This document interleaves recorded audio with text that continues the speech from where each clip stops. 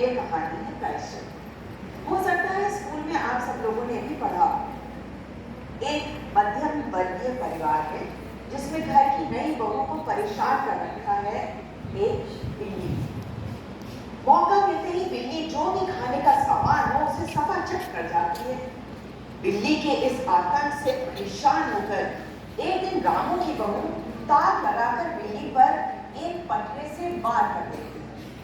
बिल्ली वहीं ढेर हो जाती है। मनुष्य द्वारा बिल्ली की हत्या करना अपशकुन और घोर पाप माना जाता था उस जमाने में।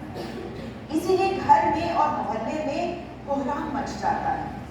लोगों की सलाह पर पंडित जी को बुलाया जाता है कि कैसे प्रायश्चित द्वारा इस पाप से उबरा जा सके। इसके बाद की जो कहानी है उसका दृश्यात्मक अभिनय द्वारा मैं प्रस्तुत करने जा रही हूँ।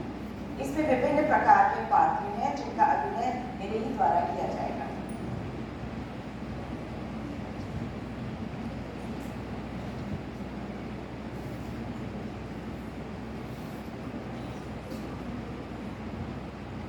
पंडित जी को बुलाया गया और पंडित जी घासीराम के घर पहुंचे।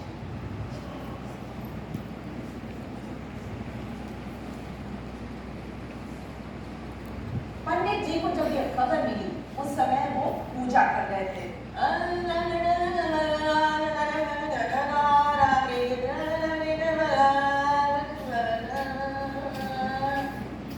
खबर पाते ही वो मुस्कुराते हुए बोले, अरे पंडिताइन, अरे सुनो, लाला घासीराम की बहू ने बिल्ली को मार डाला।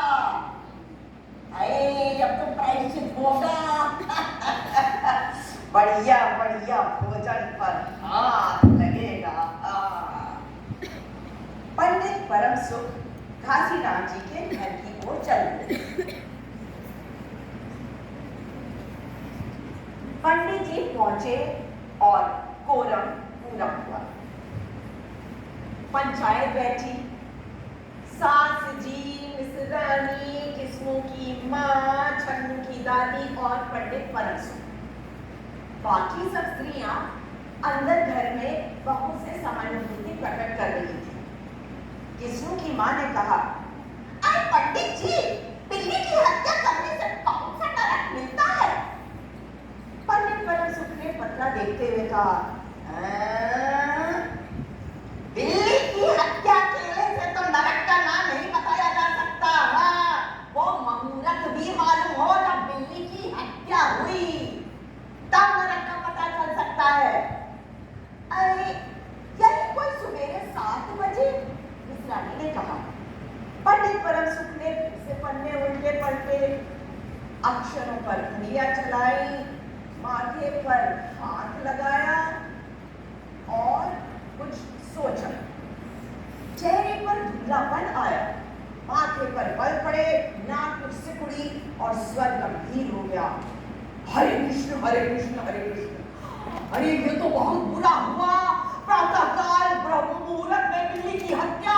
अरे घोर गंभीर पाप, नरक है रामू की माँ। अरे ये तो बहुत ही बुरा हुआ। रामू की माँ की आंखों में आंसू आ गए।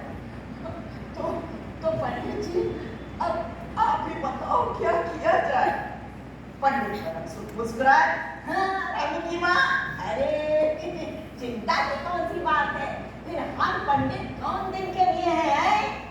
शास्त्रों में प्रायश्चित का विधान है, सो प्रायश्चित से सब कुछ ठीक हो जाएगा। हाँ, रामू की माँ ने फिर से कहा, हाँ पंडित जी, अरे इसीलिए तो आपको बुलवाया है। अब बताओ किया क्या जाए? अरे किया क्या जाए रामू की माँ? अरे यही एक सोने की बिल्ली बनवा कर दान दे दी जाए। हाँ, और दान करने के बाद फिर पाठ करा दिया जाए।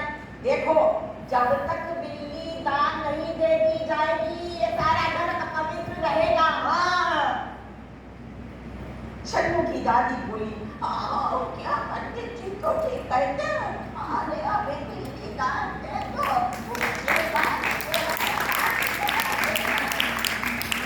रामू की माँ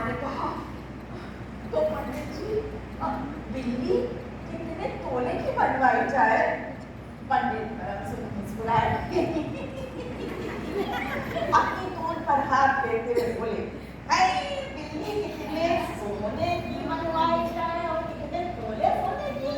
अरे रामू की माँ, देखो शास्त्रों में तो लिखा है कि बिल्ली के वजन भर की बिल्ली बनवाई जाए, तो बिल्ली 21-22 सेर से कम की ना होगी। हाँ, लेकिन अब तो कलयुग आ गया है, अरे धर्म धर्म का नाश हो गया, श्रद्धा नहीं रही। हाँ हाँ भाई, सो रामू की माँ, बिल्ली के तौर भर की बिल्ली तो क्या बनवा पाओगी, क्योंकि बिल्ली तो बहुत वजन की है। हाँ, ऐसा करो, 21 तोले की सोने की बिल्ली बनवाए दो, और फिर तो आगे अपनी अपनी श्रद्धा। रामू की माँ की आंखें फटी रह गई। बोली, अरे बाप रे बाप, 21 तोला सोना, अरे पंडित जी ये तो बहुत है। ए पंडित जी, तोला भर की सोने की बिल्ली से काम ना चलेगा क्या? परम पंडित जी परम सुख हंस पड़े। रामू की माँ, 1 तोला सोना? अरे भाई, रुपये का लोभ बहू से बढ़ गया क्या? बहू के सर बड़ा पाप है, बड़ा पाप, इसमें इतना लोभ ठीक नहीं। खैर, वो तोल शुरू हुआ और 11 तोले की सोने की बिल्ली पर बात आके तय हो गई। अरे पंडित जी, वो पूजा का सामान कितना लगेगा? अरे पूजा का सामान, अरे हम कम से कम में करा देंगे। देखो, दान देने के लिए करीब 10 मन गेहूं, 1 मन चावल, 1 मन दाल, मन भर तेल, 5 मन जौ, 5 मन चना, हाँ 4 ढेरी घी और मन भर नमक भी लगेगा। इससे कम में काम नहीं चलेगा। हाँ देखो, अरे बाप रे बाप, इतना सामान पंडित जी, इसमें तो 100-150 रुपए खर्च हो जाएंगे। रामू की माँ ने दुआ से सोचने कहा, हाँ तो देखो, इससे कम में काम ना चलेगा। रामू की माँ, हाँ, बिल्ली की हत्या कितना बड़ा पाप है रामू की माँ। अरे खर्च करते समय पहले बहू के पाप को तो देखो, ये तो प्रायश्चित है, प्रायश्चित, कोई हंसी खेल थोड़े ना है। परम सुपंडित से सारे पंच प्रभावित हुए। विष्णु की माँ ने कहा, अरे पंडित जी ठीक तो कहते हैं, बिल्ली की हत्या कोई ऐसा वैसा बात थोड़ी है, बड़े बात के लिए बड़ा खर्चा भी करना पड़ेगा। छन्नू की दादी ने कहा, और नहीं तो क्या, दान पुण्य से ही तो पाप कटेंगे। देखो, कंजूसी ना करो। हाँ, इस रानी ने कहा, माँ जी, आप लोग तो बड़े आदमी ठहरे, इतना खर्च कौन आपको अखरेगा है? रामू की माँ ने अपने चारों ओर देखा, सभी पंच पंडित जी के साथ। पंडित परम सुख मुस्कुरा रहे थे। उन्होंने कहा, अरे रामू की माँ, एक तरफ तो बहू के लिए कुंभी पाठ कर रखा है और दूसरी तरफ तुम्हारे जिम में थोड़ा सा खर्च है, तो देखो उससे मुंह ना मोड़ो। हाँ, एक ठंडी सांस लेते हुए रामू की माँ ने कहा, अब तो जो नाच नचाओगे सो नाचना ही पड़ेगा। तो अगर तुम्हें आता है तुम ना करो। हाँ, अरे भाई चला। और इतना कहकर पंडित जी अपना सूखा पत्ता बटोरने लगे।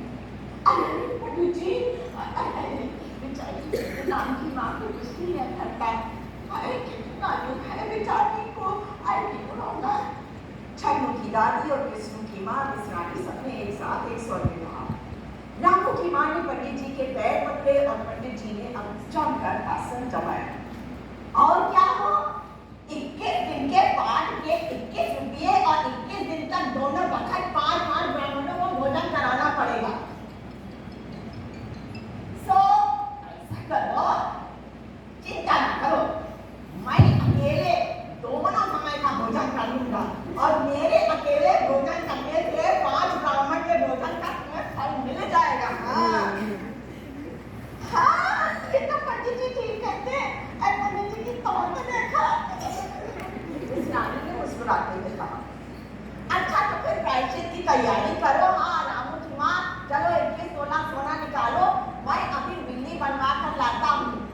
देखो, हाँ, जो सब राशन वाशन है और पूजा का सामान है वो तुम निकाल के।